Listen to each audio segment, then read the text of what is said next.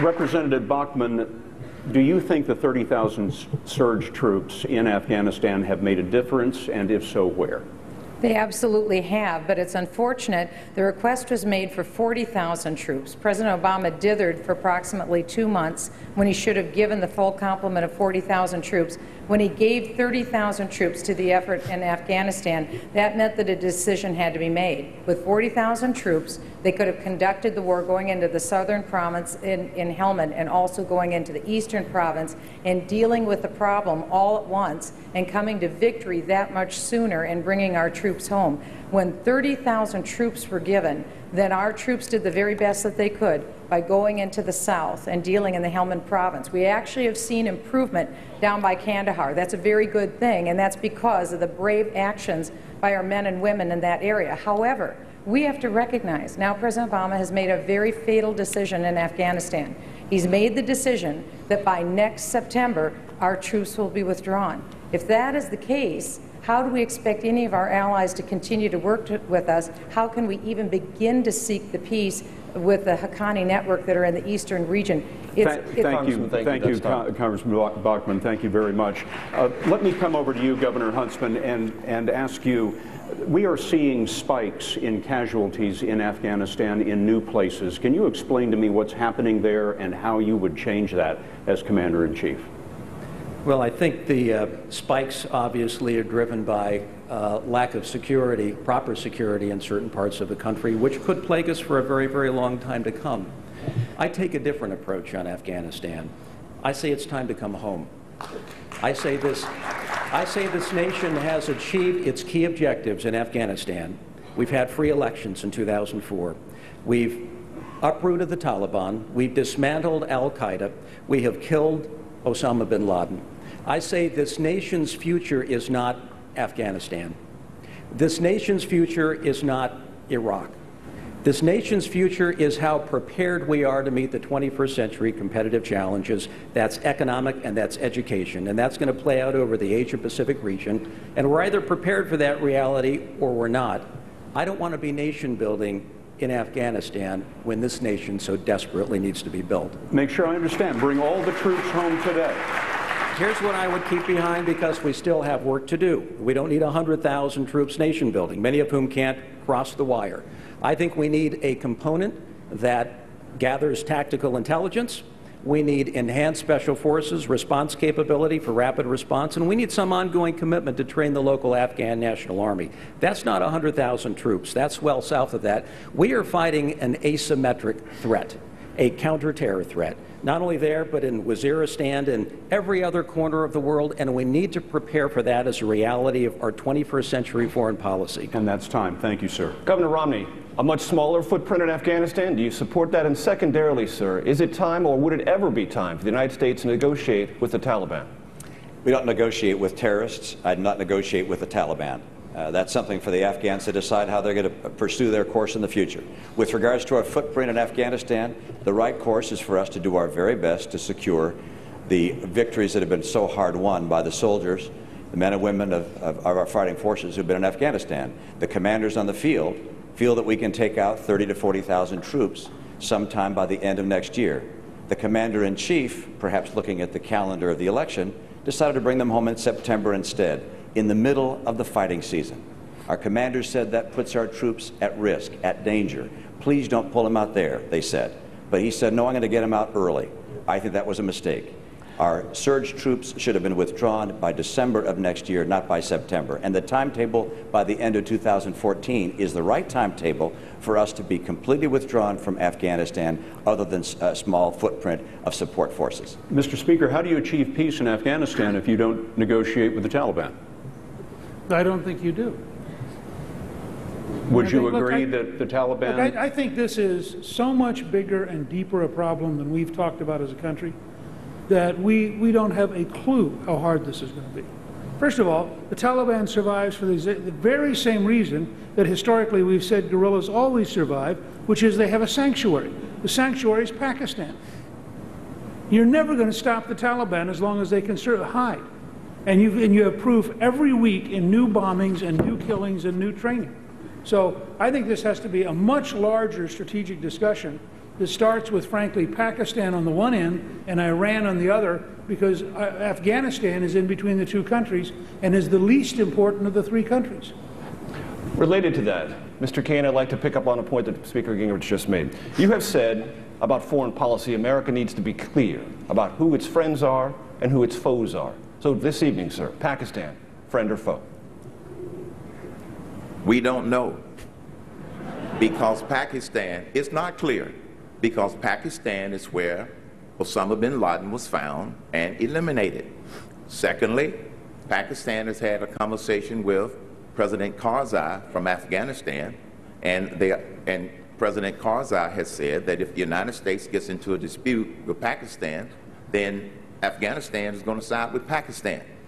There is a lot of clarity missing, like Speaker Gingrich says, in this whole region, and they are all interrelated. So there isn't a clear answer as to whether or not Pakistan is a friend or foe. That relationship must be reevaluated. If you were president, sir, and your National Security Council asked you what questions you would want answered to find out a better answer to this very question, what would you tell them? I would ask them, what commitments is Pakistan willing to make to assure the United States of America that they are a friend or a foe, and be specific about that. Will they make commitments relative to the commitment of their military? If we have to make commitments, are they willing to come to some regional agreement about what we need to do? We need a regional strategy in that area of the world, such that all of our allies, we work together in order to come up with those things that will be mutually beneficial to everyone. Those are the questions that need to be asked. Governor Perry, why is Pakistan playing a double game? Saying that it supports the United States one moment and then supporting terrorists who are killing American troops the next. What's going on there? Listen, I think we're having an interesting conversation here, but the deeper one is that the Speaker makes a reference to is the whole issue of foreign aid. And we need a President of the United States working with a Congress that sends a clear message to every country. It doesn't make any difference whether it's Pakistan or whether it's Afghanistan or whether it's India. The foreign aid budget in my administration for every country is going to start at $0. $0. And then we'll have a conversation. Then we'll have a conversation in this country about whether or not a penny of our taxpayer dollars needs to go into those countries. And Pakistan is clearly sending us messages, Mitt. It's clearly sending us messages that they don't deserve our foreign aid that we're getting because they're not being honest with us. American soldiers' lives are being put at jeopardy because of that country and the decisions that they're made. And it's time for us as a country to say no to foreign aid to countries that don't support the United States of America. That's time, Governor.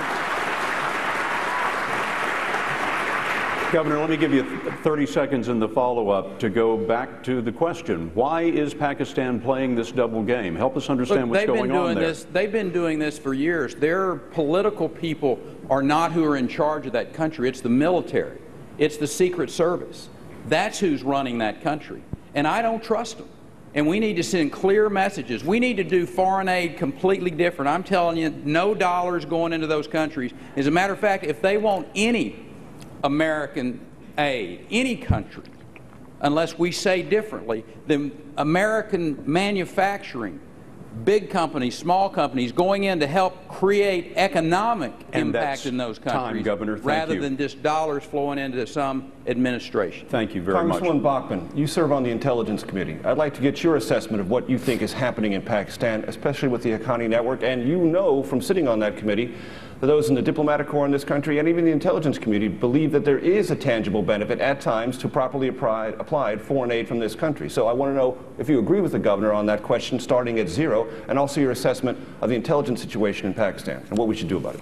Pakistan is a very difficult area because they have been housing terrorists, and terrorists have been training there. Al-Qaeda as well as Haqqani, as well as other militias dealing with terrorist organizations. But I would not agree with that assessment to pull all foreign aid from Pakistan. I would reduce foreign aid to many, many countries. But there's a problem, because Pakistan has a nuclear weapon.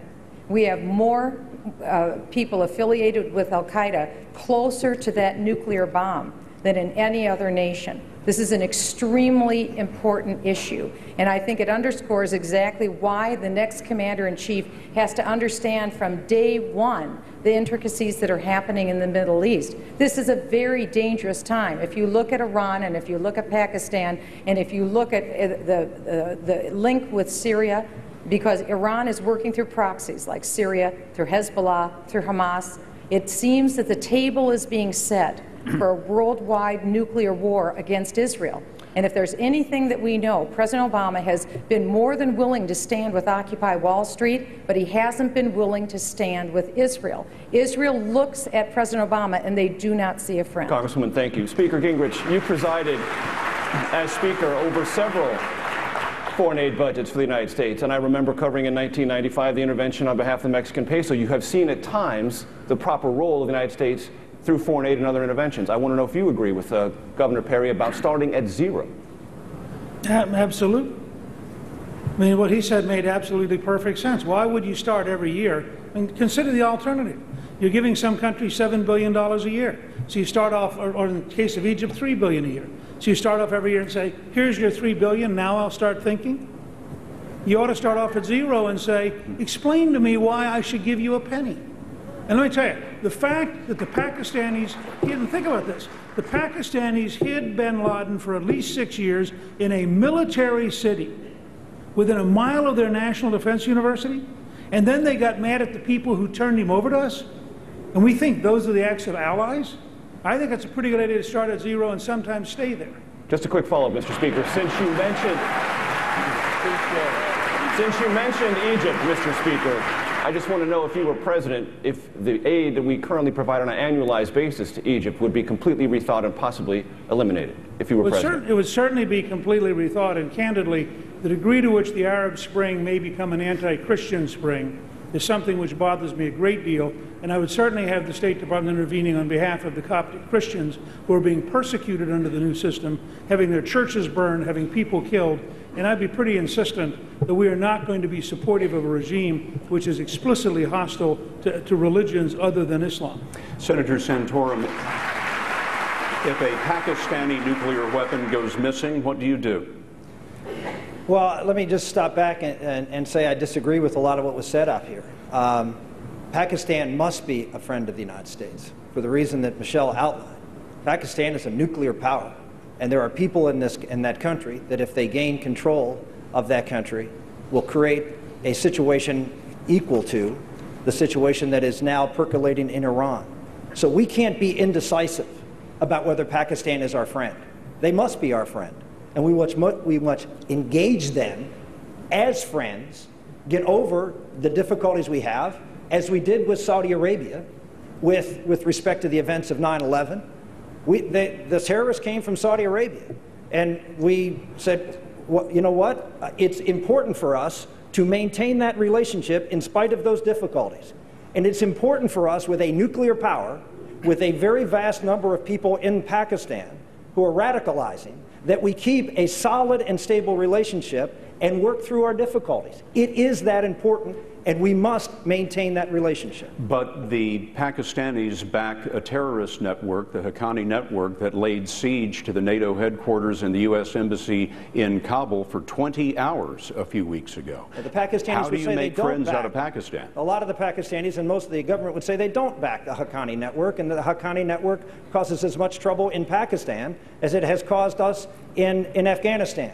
We need to work with the elements of Pakistan, and there are elements in the government of Pakistan and the military. We need to continue those joint exercises. We need to continue the aid relationship. And of course, we all know the aid relationship, when it comes to military aid, is all spent in the United States. So it's not giving money away. It's sending military hardware, which creates jobs in this country, to those countries, creating nexus and relationships and dependency on our weapon systems that's important for those future relationships. Senator, we'll have to leave it right there. We will have more of the Republican commander-in-chief debate in just a moment.